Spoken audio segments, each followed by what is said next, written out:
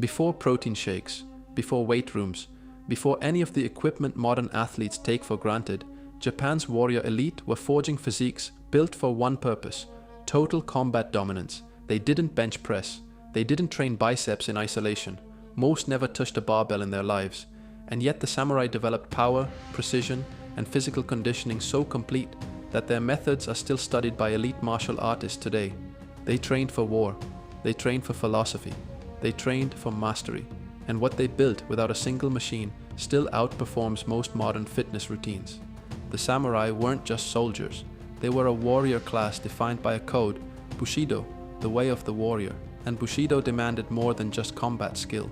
It demanded intellectual cultivation, moral discipline, and physical excellence in equal measure. The Japanese called this ideal Bumburyodo, the dual path of the pen and the sword. A samurai who could fight but not think was considered incomplete. A man who could write poetry but not draw a blade was equally useless. Sound familiar? The Greeks called the same idea arete.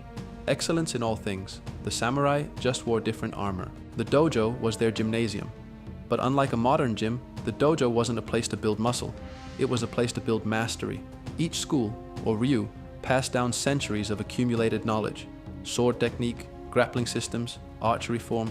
Students entered as beginners and spent years, sometimes decades, pursuing perfection in a single movement. The dojo had no machines, no mirrors, no motivational posters, only a wooden floor, a weapon, and a teacher who demanded nothing less than total commitment. War was the context for everything. For centuries, Japan's political landscape was defined by constant conflict. The samurai existed because death was always one battle away. Training wasn't optional, it wasn't recreational. A single flaw in footwork, a moment of weakness in the grip, could end a life. This urgency drove their physical development to levels rarely seen in peacetime cultures. Every technique was sharpened against the possibility of real violence, and that sharpening built extraordinary bodies as a consequence. So what did samurai training actually look like? There were no exercise programs, no periodization charts, no rest days scheduled in advance. Instead, training was built around relentless repetition of martial movements that happened to be the most complete full-body conditioning tools ever devised. At the foundation was suburi, the solo practice of sword cuts. A samurai would perform hundreds, sometimes thousands of cuts per day with a bokken, a solid wooden training sword, or a suburito, a heavier training sword weighing twice as much as a real blade. Each cut recruited the shoulders, lats, forearms, core, and hips in a single coordinated movement. After 10,000 repetitions, those muscles didn't just adapt, they transformed. The shoulders of a veteran swordsman were not built by machines. They were built by the sword itself. Alongside sword work came archery. The Japanese warbow, the yumi, was one of the most demanding weapons in human history. Draw weights ranged from 30 to 50 kilograms, far beyond what most modern gym-goers can manage on a cable machine. Drawing that bow thousands of times across years of practice built back, shoulder, and arm development that no isolation exercise could replicate. Kyudo, the way of the bow, was considered as much a spiritual practice as a physical one. The archer wasn't just building strength, he was building stillness under pressure. Then came the groundwork. Samurai practiced jujutsu, unarmed grappling built for battlefield conditions, where armor made striking ineffective and control of a living opponent was the only option. Like Greek wrestling, jujutsu trained everything at once: legs, core, grip, and the mental resilience to stay composed when a real human being is trying to break your joints. This constant grappling produced dense, functional muscle. Not the kind built by machines, but the kind built by resistance from another body. The samurai also practiced sumo, not as spectator sport but as deliberate strength training. Low, powerful stances, legs bent, hips loaded, back flat, trained the posterior chain in ways that parallel the best modern strength movements. Pushing, driving, and resisting a resisting opponent built leg and hip power that carried directly into every martial technique. The same mechanics that make a heavy squat effective are the mechanics of a sumo entry. The samurai understood this intuitively, centuries before sports science named it. One of the most overlooked tools in samurai conditioning was the armor itself. A full set of Japanese armor, yoroi, weighed between 15 and 30 kilograms. Samurai trained in their armor regularly, not just wore it in battle. Moving, fighting, and maneuvering under that load for hours developed endurance and functional strength that no gym session could replicate. It was the ancient equivalent of a weighted vest scaled to the demands of actual war. That principle, building real strength through body weight, load, and disciplined repetition, is exactly what No Gym Warrior is built on. It's a 12-week program, 3 progressive phases, 0 gym required. Just your body, a structured system, and the same commitment the samurai brought to every session. If you want to build that kind of functional, warrior physique, the link is in the description. The sword stances themselves were a form of isometric training. Chudan no Kamai, the middle guard, required holding the sword extended with legs bent in a deep, stable position. Holding that posture under fatigue built the kind of tendon and joint strength that free weights simply don't develop. Modern research on isometric training confirms what samurai knew through practice. Sustained tension builds a quality of strength that dynamic movement alone cannot produce. Miyamoto Musashi, history's most celebrated swordsman, documented his training philosophy in the Book of 5 Rings. His central message was that mastery of the body and mastery of the mind were inseparable. He trained obsessively, not for aesthetics, but for a state he called mushin, no mind, where the body moved without hesitation, without thought, without ego. What modern sports psychology now calls flow, Musashi was describing in the 17th century.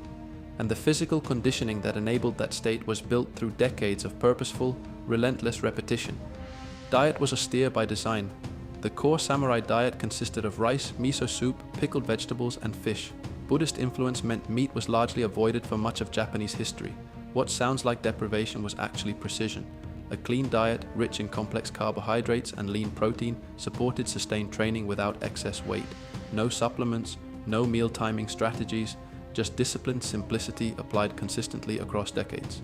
The same dietary principles modern nutritionists now advocate were standard samurai practice 7 centuries ago.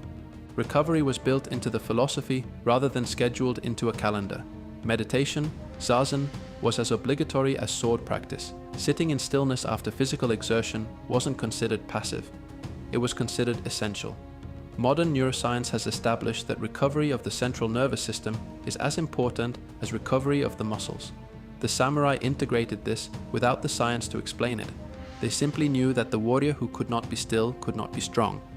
What unified all of it was the concept of Shugyo, austere training pursued with total commitment over a lifetime. Not training for a season, not training for an event, training as a permanent, ongoing practice with no finish line. The samurai didn't peak and deload, they refined continuously for decades. Mastery was never declared, only pursued. This relationship with physical development, patient, lifelong, unglamorous, produced something modern training culture rarely achieves, a body and mind forged together into something that genuinely couldn't be broken. So what can be taken from this today? 1. Volume beats variety. The samurai didn't change their program every month. They repeated the same fundamental movements thousands of times until those movements were perfect. Consistency across years builds what novelty across weeks never can. 2. The best training tools weigh almost nothing. A heavy bow, a wooden training sword. These built extraordinary physiques through sheer volume of repetition, not through load. 3. Grappling trains everything. Jiu-jitsu and sumo developed functional strength, coordination, and mental toughness that no machine can replicate. A body trained against a resisting human is categorically different from a body trained against weights. 4. Load-bearing movement is real training. Wearing armor, carrying weapons, moving under resistance. Functional load builds functional strength. 5. Stillness is training. Recovery, meditation, and mental cultivation weren't separate from the physical practice.